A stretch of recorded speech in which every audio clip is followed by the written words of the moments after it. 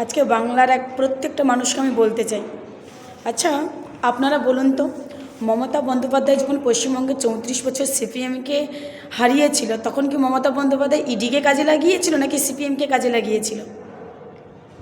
সিপিএমকে কারা হারিয়েছিল, ED, CBI, নাকি মমতা বন্দ্যোপাধ্যায়ের প্রতি মানুষের ভালোবাসা সিপিএমকে হারিয়েছিল?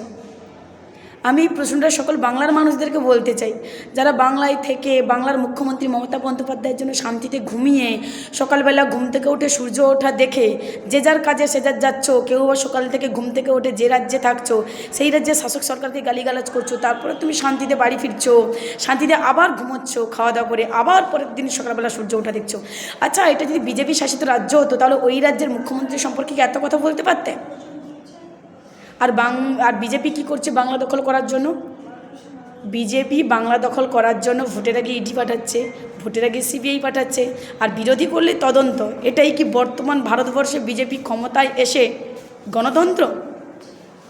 এইসব করে কিচ্ছু হবে না। প্রথমত হচ্ছে মানুষের প্রতি ভালোবাসা দরকার। বাংলা দখল করতে গেলে মানুষের প্রতি ভালোবাসা দরকার।